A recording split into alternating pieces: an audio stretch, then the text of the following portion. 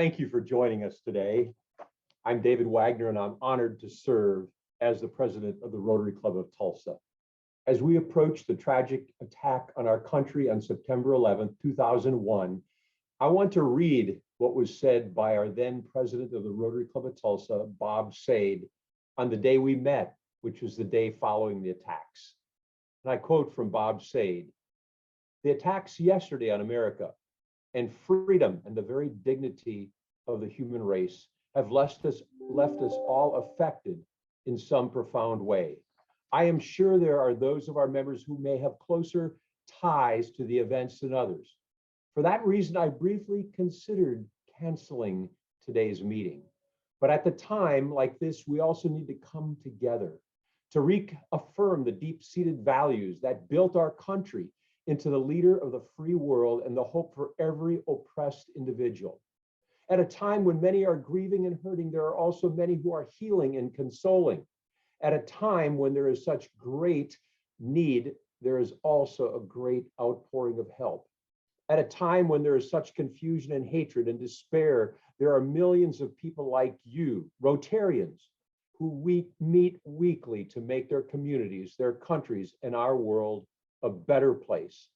And so it was decided that today, as soon as possible, we should carry on our work. What we do, what we stand for, what we proclaim to be our motto, service above self, is needed now more than ever. As we solemnly remember that day and all those who lost their lives, we continue to do what we stand for and what we proclaim to be our motto, service above self. And it is again needed now more than ever in 2021. Thank you, past President Bob Sade, for bringing this to my attention. It is a great reminder for all of us. Now it's my honor to introduce our Rotarian of the Day, Tanya Blansett. Tanya is Executive Director of the Tulsa Air and Space Museum. Tanya has 2 bachelor's degrees and a master's degree from OSU in science and educational administration. Tanya is passionate about STEM education and inspiring children to learn about career pathways early in life. She's also the proud grandmother of her first grandchild, Case, who will be 1 in October. Tanya and her husband, Brian, live in Bristow, Oklahoma. Please welcome Tanya Blansett. Tanya. Thank you, David. Well, it's an honor to be Rotarian of the Day, and it's good to see everyone. But I have the profound honor of introducing our speaker today, and that would be John Lindsay. John Lindsay became president and CEO of Helmerich & Payne in 2014. And you could see I chose my background today. The entrance of our exhibit hall was a gift from the Helmerich family. So thank you, Helmerich & Payne. John began his career with Helmerich & Payne in 1987 as a drilling engineer and was part of the team that created and introduced the first commercial AC drive land rig, the Flex Rig 3 rig, that revolutionized the land rig market. John has held a variety of positions with Helmerich & Payne, from operations manager and executive vice president to the CEO. He was instrumental in developing the H&P Way, which has helped the company build on its strong culture, technology, and innovation. During his tenure, Helmerich & Payne has acquired 4 software companies. Congratulations. Those 4 companies are Motive, Magver, AJC, and DrillScan. These companies create significant synergies when combined with FlexRig technology. John serves on the board of Arcosa Inc., is a member of the University of Tulsa Petroleum Engineering Advisory Board, the Girl Scouts of Eastern Oklahoma Board, the Tulsa Regional Chamber Board of Directors, and the Nature Conservancy Oklahoma Chapter Board. He graduated from the University of Tulsa, where he received a Bachelor of Science degree in Petroleum Engineering. So it is my profound honor to introduce John Lindsay. John, thank you for joining us today. Hi, Tanya. Thank you very much for that introduction. And now, is that Mr. Helmerich's? Is that him in the background? I can't No, see. that's actually a friend of Mr. Helmerich. That's our Okay. founder, Lee Rainey. They're really good friends. Okay. But I do want to show you something, since I'm going to walk into our exhibit hall real quick and show you something. Now, this is awesome. This is just like being there. Give you a tour. Do you recognize that picture? Oh, yes, I do. We have that in our lobby. That was Mr. Helmerich, well, Mr. Helmerich Sr. I've never been able to bring myself to call either one of them Walt. They're always Mr. Helmerich to me. That's Well, awesome. I believe the story is he sold that plane to buy his first drilling rig, maybe? That's the story. Yeah, he sold that. They had a big windstorm in West Texas and wiped out. Yeah, that's the beauties of virtual meetings. Absolutely. So I'll do a quick scan, come out to the Air and Space Museum. Maybe we can have Rotary out here sometime. Oh, that would be great. I love that. It's been a while. We had an H&P event there. Oh gosh, I bet it's been 10 years. My daughters were little. I remember that. They're not little anymore. Well, Well, welcome. We look forward to hearing your story. It's very interesting. Thank you very much. Great honor to be here. I wish we could all be in person, but COVID keeps throwing us a curveball, doesn't it?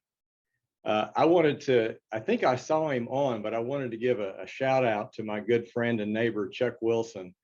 I know Chuck's been a member of Rotary Club of Tulsa for a really long time. I don't know how long, but he and Charlotte are great friends with myself and my wife, Christy, and the family. So thanks a lot. And David, thank you. Appreciate the call. It's hard to believe it was in March of this year. It seems like it was just yesterday.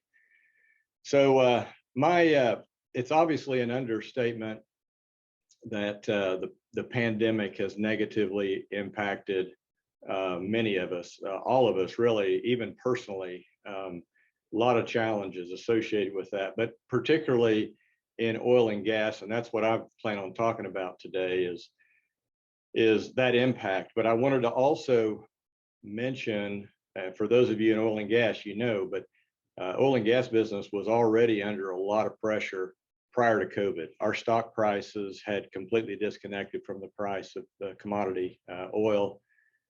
So what I would like to do today is just kind of give you a perspective, an industry perspective over the last 10 years. That's kind of the shale revolution that we've had in the US, and kind of work towards explaining how that pandemic kind of pushed things ahead more quickly, but also talk about what's going on today, and then talk more about oil and natural gas into the future.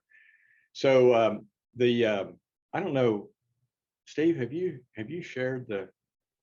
I just did. Okay, there we go. I've got several slides. I mean, you can't have a presentation without slides, right? And this first slide is changing the game again. That's kind of the theme of the conversation is changing the game again. The next slide is a forward-looking statement. The legal department requires that I do that, so we won't spend any time on that. So on the first slide of the presentation is about H&P today. We celebrated our centennial last year. I say celebrated, it really wasn't a great celebration, as you can imagine, because of the pandemic. It was not nearly what we were looking for. We went from 195 rigs prior to the pandemic. We were down to 47 was the low in August of 20. We had to lay off over 4,000 employees.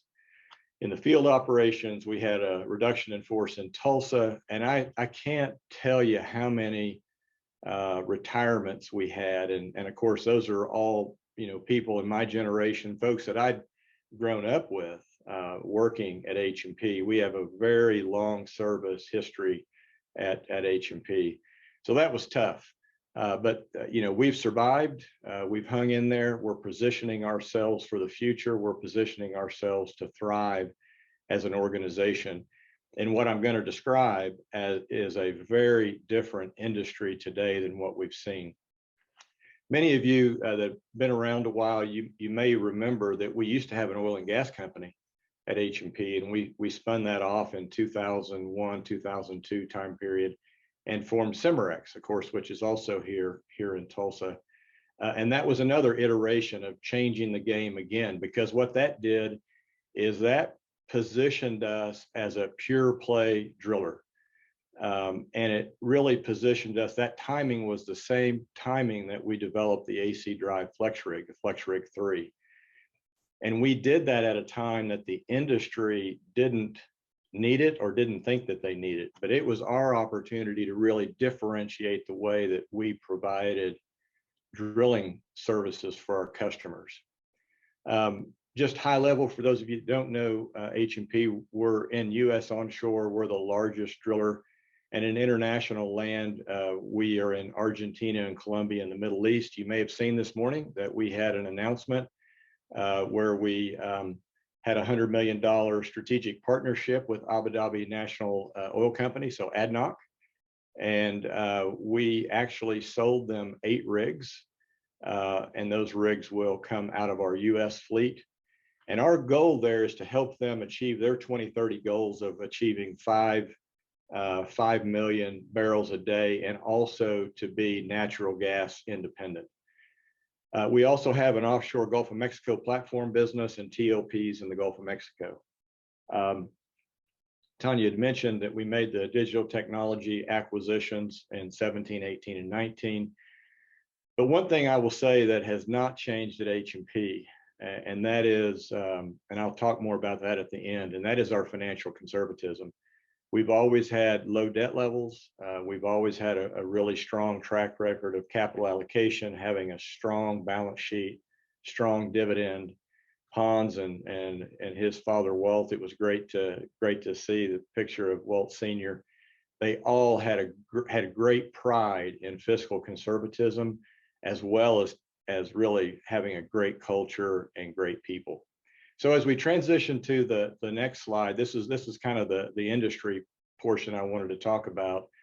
Again, I've been with the company since '87, so I've experienced my share of downturns, as you can imagine. Several up cycles. We're looking for another one. We don't see where that's going to happen anytime soon, but we're sure looking for it. But of course, H&P's weathered all of those storms. But what we're looking at going forward is different.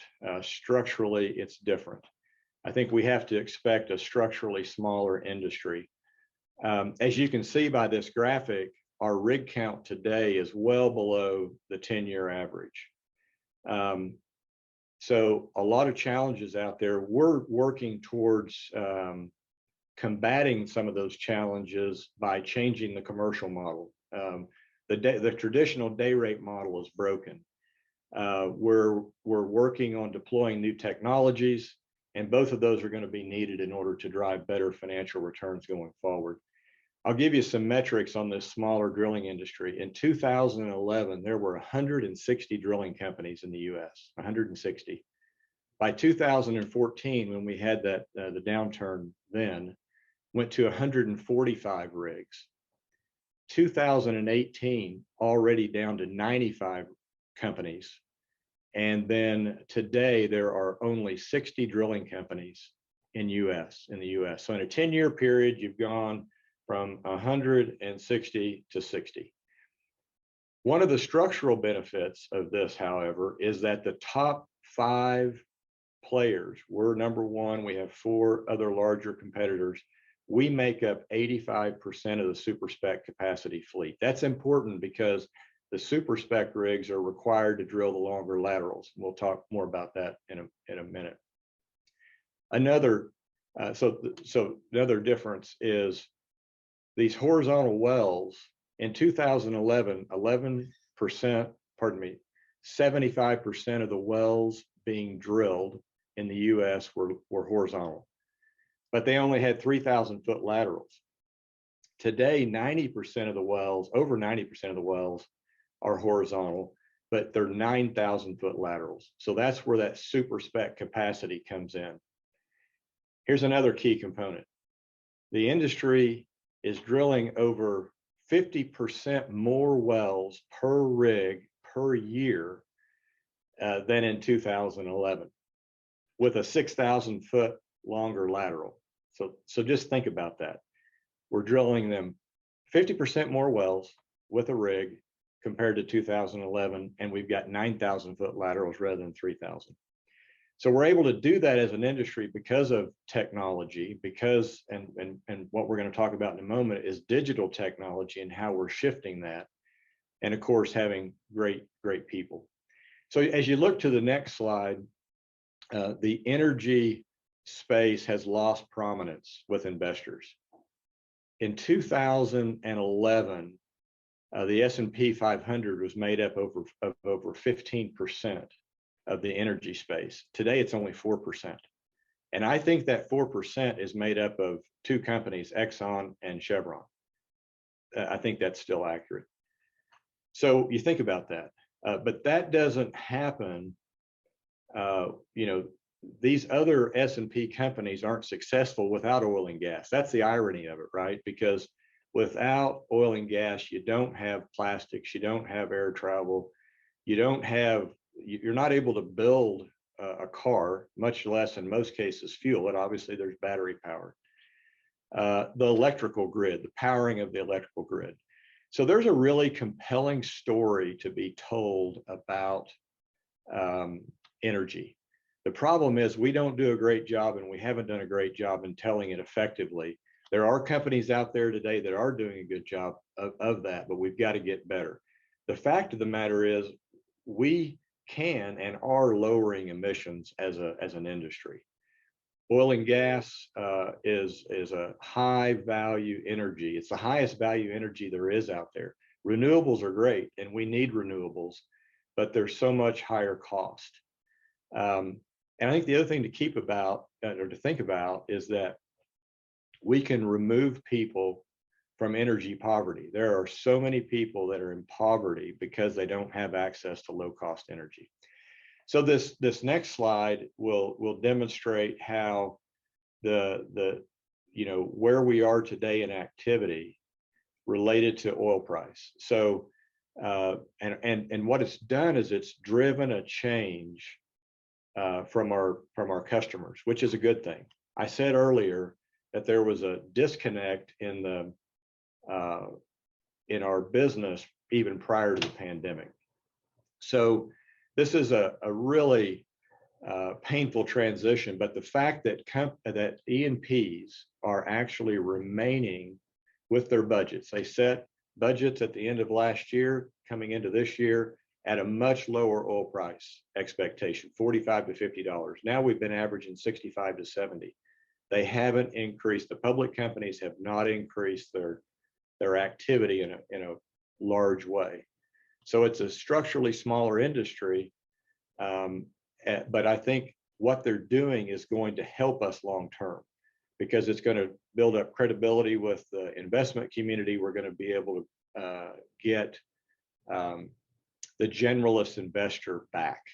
Right now, most of the business has been driven by the public, by the private companies. So as you shift to the next slide is really about H&P and how we're differentiated compared to our peers.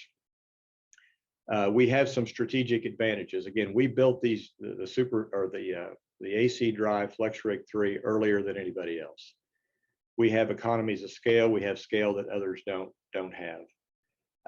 We have the fleet, we have financial strength, and now today we have the technology component. We're working hard on the commercial models, again, getting away from the day rate.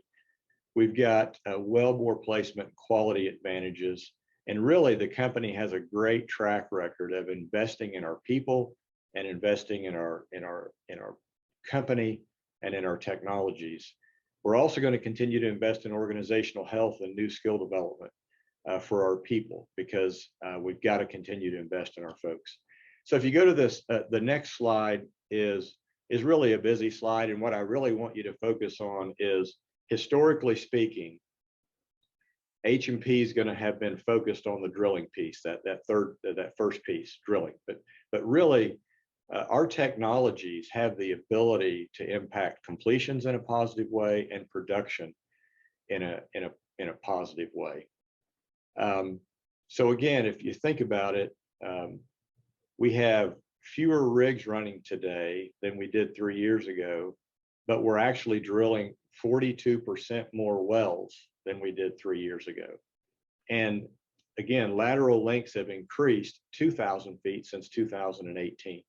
So our digital technologies are focused not only on delivering efficiencies, but we're looking at higher quality wellbores that are better placed, that ultimately are drilling, you're leaving a better well behind for our customers. And that's really important. Less tortuosity, better wellbore placement produces more energy out of the wellbore. These graphics don't really do a great job. I've got a video for you. It's about a 90-second video or so. And hopefully we'll be able to crank this up and you'll be able to hear it. We did a test yesterday and it worked. Every day, oil and gas operations become more complex, with more complicated plays, tighter budgets, and accelerated schedules. It's why every move an operator makes and every decision must be a calculated one, especially when it comes to steering the bit to specific targets. That's just what we've achieved with AutoSlide from H&P. Manually controlling the orientation of the bit while sliding is a unique and valuable skill held by a limited number of exceptional directional drillers. Quality and approach to this execution requires simultaneous calculations and adjustments, which increases the chance for human error. With AutoSlide, that difficult manual control becomes completely automated, reducing risk and variability by making multiple corrections in real time. In combination with H&P's Motive Bit guidance system automating the decision-making part of the process, AutoSlide's true single-button execution makes consistent performance possible, adjusting multiple parameters simultaneously. With the touch of a button, this innovative technology controls the rig and mud motor to make hundreds of adjustments in real time through automated proactive controls and the continual compensation for environmental factors, making higher precision decisions, leveraging all available data dynamically to accomplish more repeatable results than even the most experienced human operators, leading to cost reduction, maximized production, and increased efficiency. Operations may continue to grow more complex, but the solutions you turn to shouldn't. Achieve more intelligent directional drilling with AutoSlide from H&P. Hopefully that helps a little bit describe what we're doing. We're essentially taking software and algorithms and we're replacing what a human directional driller would do on the rig. So what that does is it delivers higher wellbore quality, better placement, greater reliability, because you're eliminating that manual task. And you think about, you've got a person out on a rig doing this for 12 hours at a time, and people get tired, and we also keep drilling faster and faster.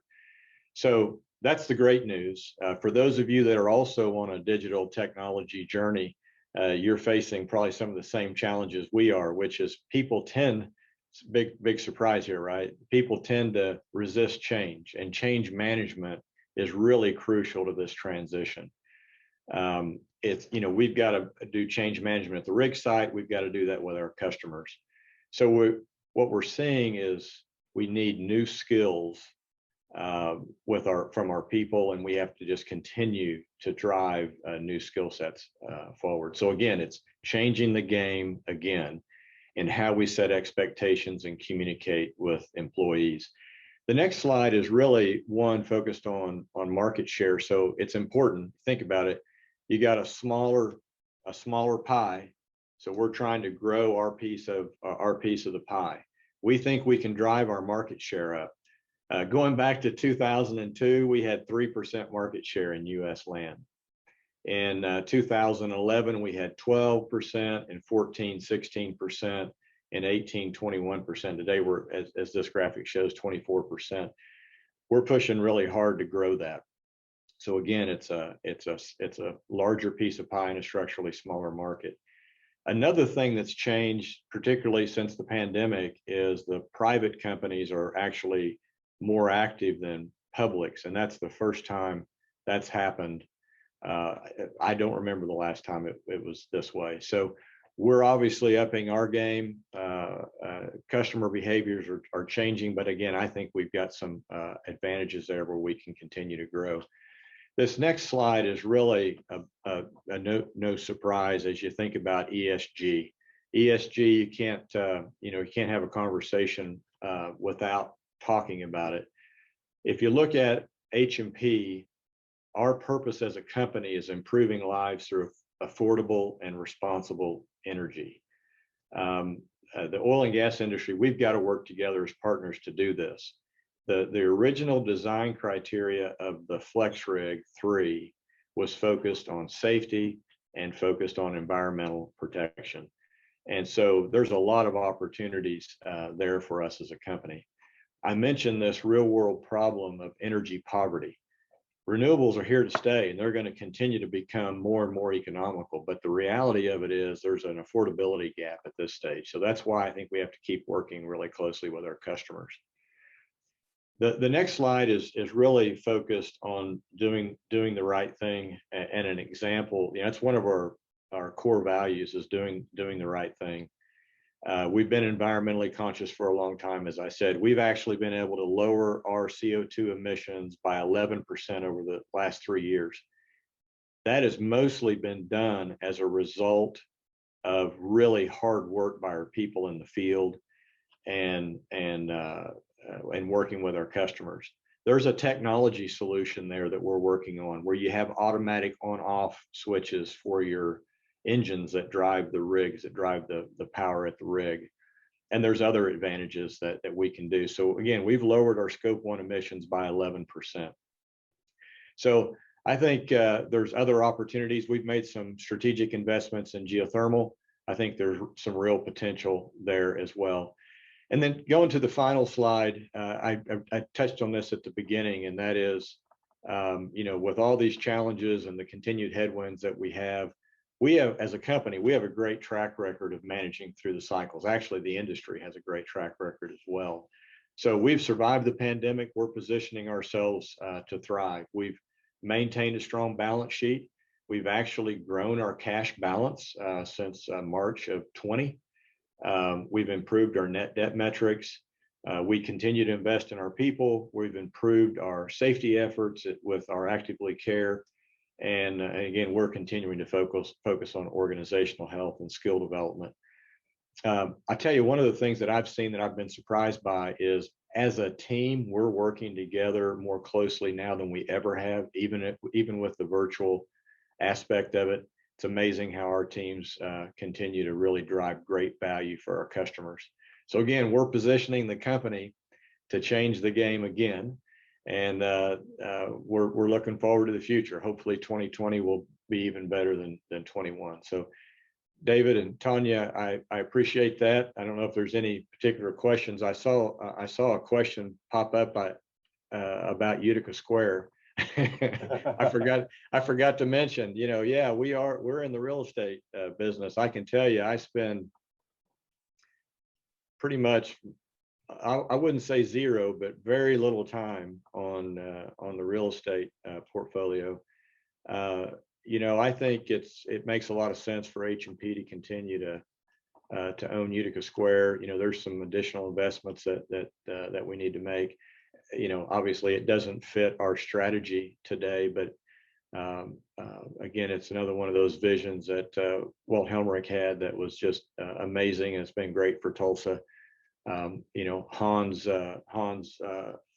is obviously involved in that, but that's about all I can say about Utica Square right now, unless there's another question.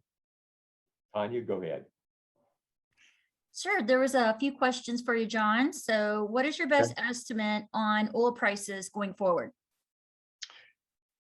Well, I think if we can continue to improve the economy, and we don't have another pullback as a result of COVID, everything appears to be looking pretty good on the economy, which obviously, if we get back to more normal travel, you're going to drive more demand for oil and gas. The reality of it is, if you don't drill wells, oil and gas production drops, and that's what's happening right now. So as you begin to see this supply demand imbalance, you're going to continue to see higher oil prices. Let's face it, I think most people are very surprised that oil prices, WTI, has been as high as $70. Our customers, I guess it would have been 10 months ago or so, had an expectation of $45 to $50 oil through 21. So it's a big surprise. On the other hand, we've all seen it in our histories and working in this business, is that when you're not drilling, production comes down and oil prices go up. So I think that's going to continue to happen. The challenge in our business is we're dealing with a structurally smaller industry, and that is because we don't have near the investor interest that we've had in the past. And if you don't have investor interest, it's hard to grow your businesses. So, but yeah, I think oil prices are going to be higher than what the expectations have been. But I've always promised myself never to try to predict oil prices. Okay, so there was another question about what do you foresee in the ability or the timeline in rehiring the employees that were laid off due to COVID?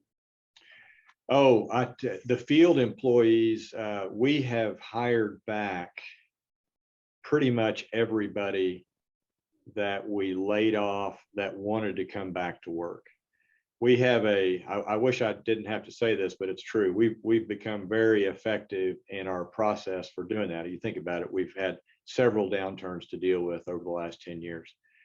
So, but we bumped back by position, and when the market improves, we got down to 47 rigs. We just about had nothing but supervisors working on those 47 rigs. When the rigs go back to work, we have people that are stepping up into promotional positions, previous positions that they held. Mm-hmm. So we actually have enough supervisors currently working on the 120 or so rigs we have running today in U.S. land to man another 40 to 50 rigs. Oh. So we have a really good group of folks. As far as the office staff, a big portion of that office staff reduction were related to retirements.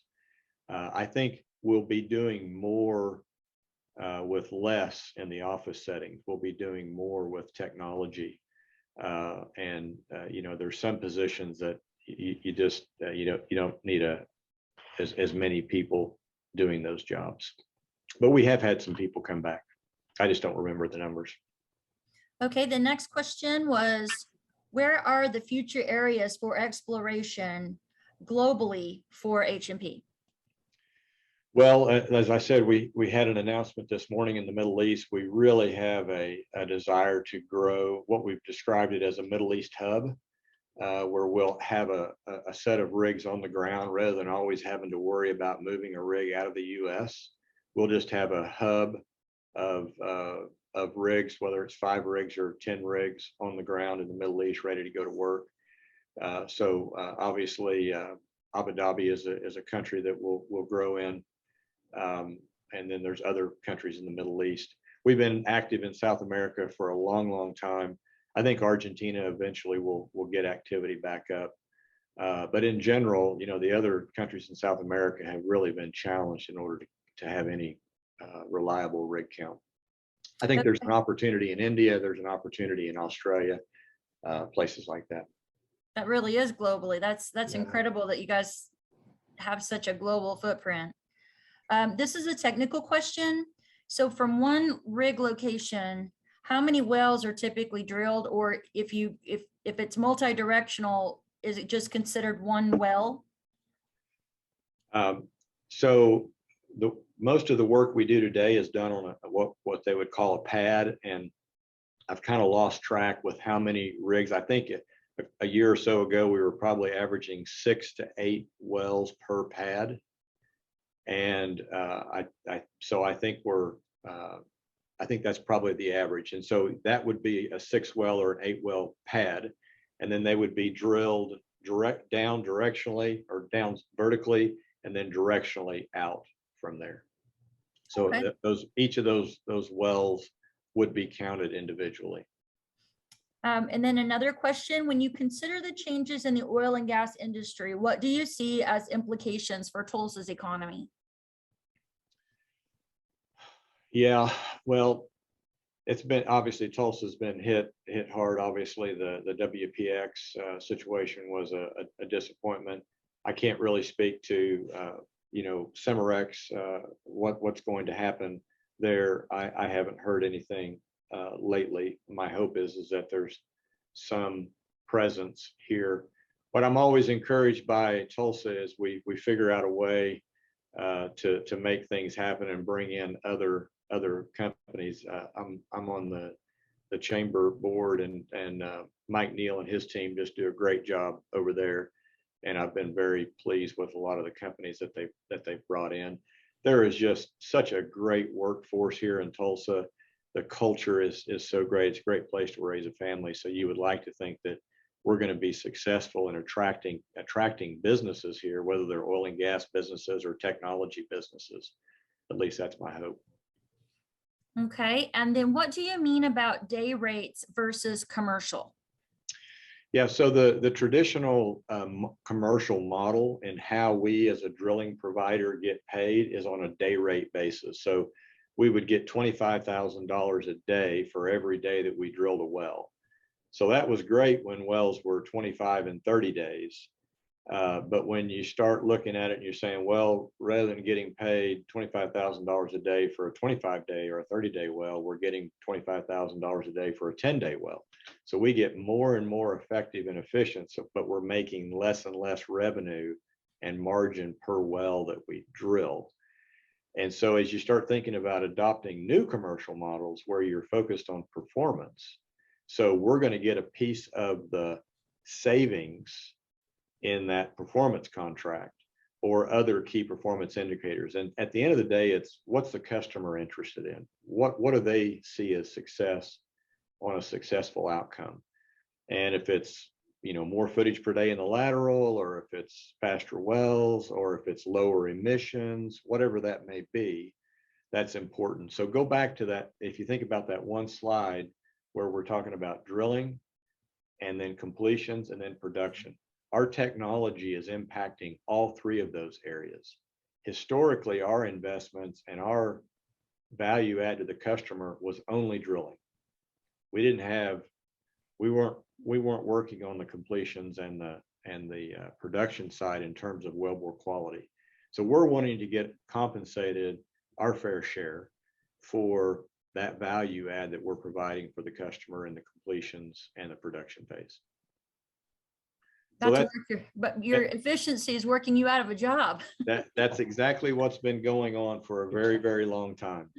But the interesting thing is, though, is that there's not 1,800 rigs running, but the rigs that are running are the H&P style rigs, right? They're the more advanced technology. So we have 230 super spec rigs in the US. Unfortunately, only 120 or so are running, but we have the ability to get back up to that 180, 190. And as we move rigs out of the US to international markets, then we improve that utilization rate here in the US. So our next question also has a global context to it. Do you foresee good economic opportunities for H&P in underdeveloped countries with high remaining reserves like Venezuela and Argentina, besides political situations and their need to develop faster with their own reserves under the threat of transition? Yeah, that's a great question.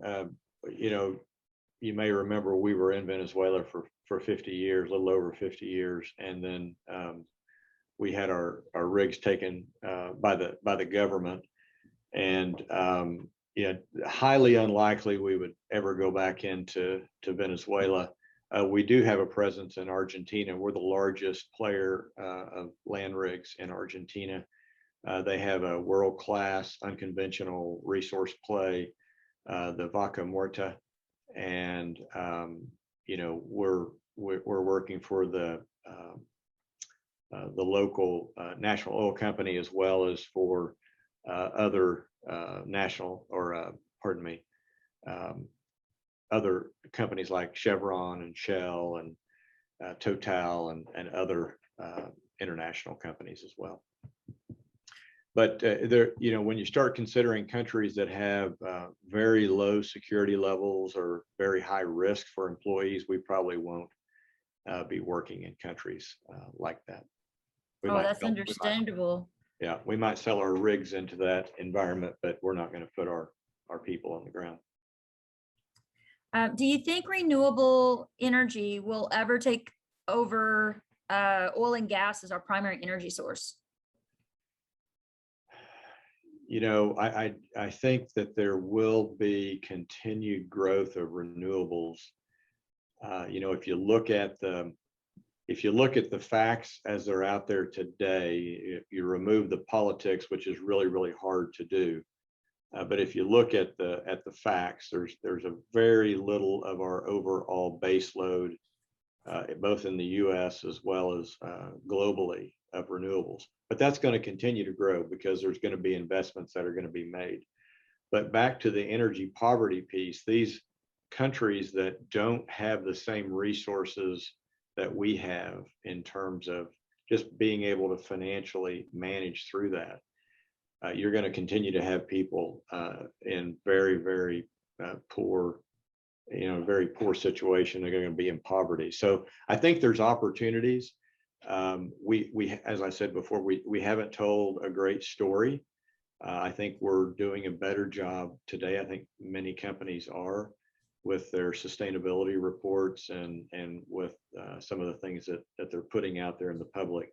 But there's some people you're not ever going to be able to convince that oil and gas is a good thing for the globe. But I think the reality of it is that the renewables we're a long way away.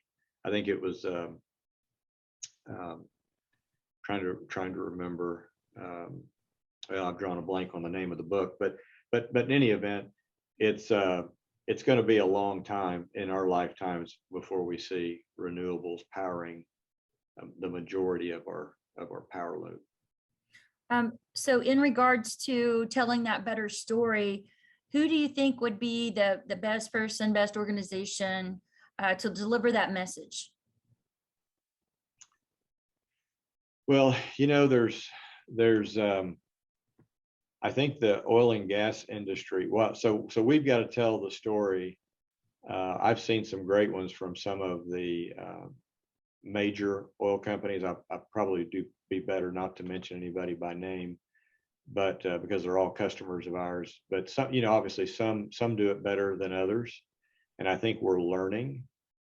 There's obviously some people out there that aren't with oil and gas companies that tell a pretty good story.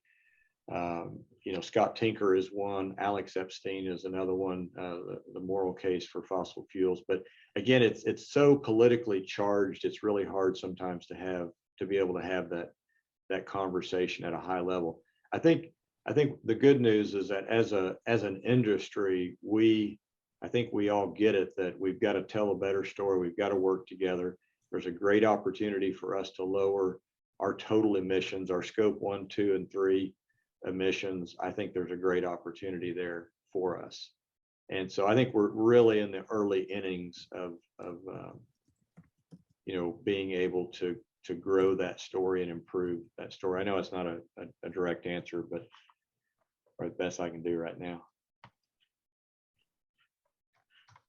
Well, I think David, are you ready for closing remarks? And thank you, John. Sure, Tanya, thank you. Very, very good to meet you. You as well.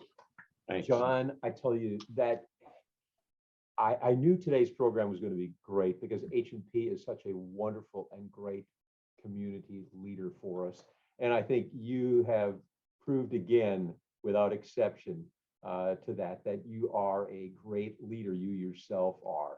And I want to pass along, I don't know how many of you saw the comment early on today in the chat from Allison Anthony, because I think it represents the heart of John Lindsay, as well as the Helmrichs and the whole H&P. But Allison in the chat wrote, and despite those hardships, they being H&P, ran a United Way campaign to show care for their community. Great leadership and great employees. John, thank you. Thank you so much. Thank you on behalf of everyone here from agreeing to speak to our group today. We had quite a good sized group listening to you today as well. And what an education we all received. I believe we all on this video virtual meeting today, we have a tremendous respect for and appreciation of all that Helmerich & Payne as a company has done for and continues to do for our city, our community, and beyond. And John, thank you, John Lindsay, for the important part you play today in being the president and CEO of Helmerich & Payne. So thank you, John, again for your time today. Wow, I feel like I've had an education, and I hope everybody else feels the same way. So thank you very much, John. Thank you, David. I really appreciate it. Thanks to everybody. And now I will turn this over to DJ Morrow Ingram for an inspirational moment for our Rotary Club. Thank you, President David. And I will try to be quick. As you all know from the last time I did this, I choose things that inspire me and share those with you to hopefully that will inspire you as well. And as we come up on the 9/11 20th anniversary this week, like many tragedies in our lifetimes, we all remember where we were on that day. And I remember my parents always talked about where they were when Pearl Harbor was hit. And baby boomers will also often talk about, you know, the day that John F. Kennedy, you know, was shot and what happened there. And almost everybody on this call, I would bet, remembers 9/11, when almost 3,000 people lost their lives in the attacks on the Twin Towers, the Pentagon, and on United Airlines Flight 93. This weekend around the country, a lot of people will pause to remember those who lost their lives on that anniversary and vow to never forget. And I remember vividly where I was that day. I was working at United Way. I was the head of marketing and came out of an early morning meeting to a crowd of people gathered around a TV in my office. And I walked in just as the second plane hit the tower. We had just started the annual campaign, and there was obviously concern about that campaign. And while that might seem a little callous, we knew that there were thousands of people in our community that rely on the social safety net provided by the then 69 partner agencies of United Way. There was also a need, an urgent desire from everyone to do something in response to that unfathomable tragedy. It was just overwhelming. And so, as United Way often does, back then, 10, 20 years ago, we rallied the troops and we dedicated ourselves to making sure that, one, we ran a solid campaign, but we also reached out to our agencies and provided extra support to those who were helping at the front line, the Red Cross, the Salvation Army, and so many more. And we worked with first responders to make sure that they had what they needed. And we brought people together. We fielded thousands of phone calls. I just remember our switchboard being inundated with calls from people wanting to help. They wanted to do something. And as a community, we came together and we prayed. And in that campaign, 20 years ago, we raised $24.7 million. It was $822,000 over the goal that we had set. As a community, we came together. And I will never forget that in all my life. And this past year, we faced a new tragedy. We had a national worldwide pandemic that brought our economy to a screeching halt. And again, at United Way, we had people call campaign this year. And it's like, no, because at that time, our partner agencies were being flooded with calls for help from people who had never needed help before. Our 211 call center, the calls shot into the thousands per day. We couldn't not run a campaign because our community needed the help more than ever. And so together with hundreds of volunteers, probably many of you, we stepped into a role we had done for nearly 100 years in this community, being a convener and a collaborator, and we brought people and money and volunteers together to keep people fed, to keep people in their homes with medical treatments and more. And when I say we, I mean the all come we, as in all of us, all of you on this call. We as Rotarians, we as a community, we came together, and like the first responders on 9/11, we ran towards the problems that our friends and our families and our community were facing. And together we got through it and are still getting through it. And at a time when, many nonprofits were just trying not to raise money at all, last year our community raised over $24 million. And that's in addition to several $1 million that was raised for specific COVID relief. And that's what inspires me. That in our darkest times, this amazing community finds a way to come together and run towards the problems. That's what the United Way does. That's what Rotary does. That's what we do. And so I'm going to invite you Saturday morning. United Way will be honoring the first responders and the victims of 9/11 with a downtown challenge. We're going to be at 6th and Main from 8 a.m. to noon, just around the corner from where the firefighters will be doing their annual memorial stair climb, and just blocks away from where the VFW will be dedicating the park across from them as the Veterans Park. So join us and walk through a balloon arch. Take the opportunity to show your thanks and admiration for all who address the problems in our community every single day. And there is an incentive. Price Family Properties is going to donate $100 for every person, dog, cat who crosses through that arch and comes to our community through the campaign, up to $100,000. So on 9/11, on that Memorial Day, you can make a difference. And I'm going to close with just 2 quotes, and then I'm timing myself here. I'm a little over time, but back then, Mayor Rudolph Giuliani, mayor of New York, said, "The attacks of September 11th were intended to break our spirit.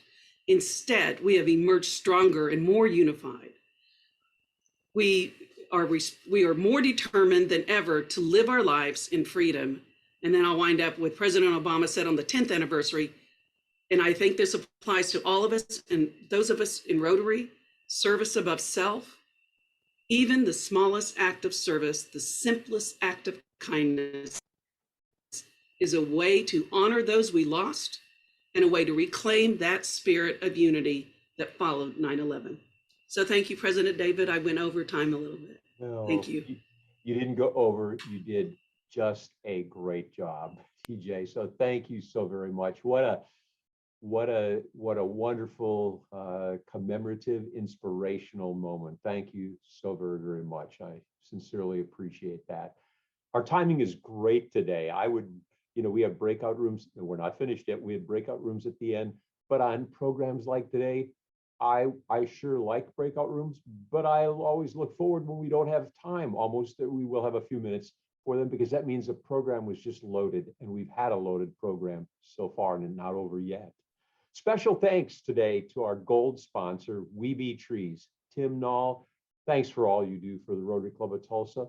And to this week's meeting sponsors, Bank First, Paul Bowman, past president, Gordon Greer, Bill Miller, and Monte Curry, and JD Young, Doug Stewart, Trust Company of Oklahoma, Michael Hairston, Associated Mortgage Company, Chuck Wilson, who got a couple of shout outs this morning. Chuck, that's almost worth a fine, but don't worry, we'll pass on that.